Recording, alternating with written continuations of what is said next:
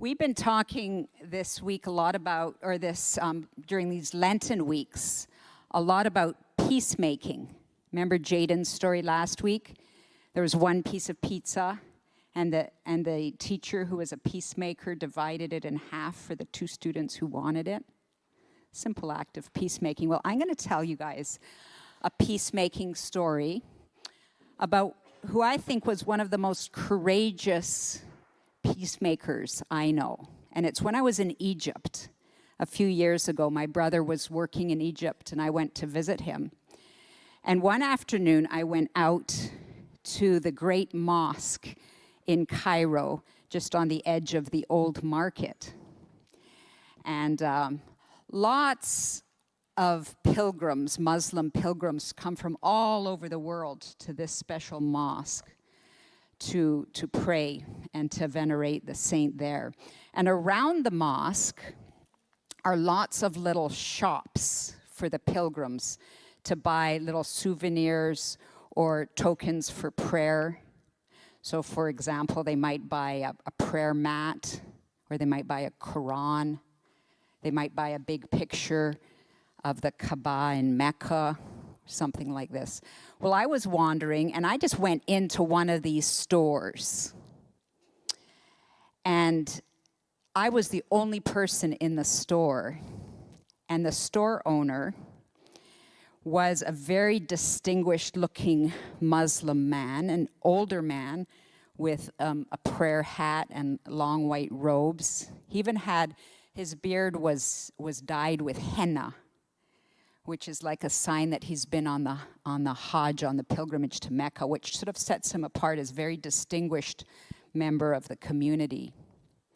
Well, I started poking around his store, and then I picked up a pair of blue glass prayer beads. And as soon as I picked it up and looked at it, he said to me from across the store, "Are you a Muslim?" And I heard a kind of judgment in his voice, and I saw a bit of a frown on his face. And I said, "No, I'm not a Muslim, but I am a praying person." And I set the beads back down, and I left the store because I felt like that's kind of what he wanted. Well, I had only gone about 20 meters, and I felt a tap on my shoulder. And I turned around, and here was the store owner. And he had the glass beads in his hand, and he held them out to me. And he dropped them into my open hand, and he said, "Then pray for Egypt."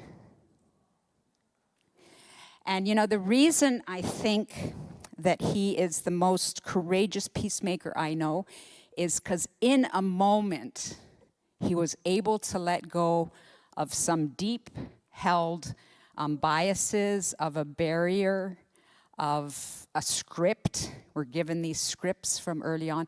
He was able to pivot and find a new way, a way of friendship and trust, rather than a way of barrier making and distancing.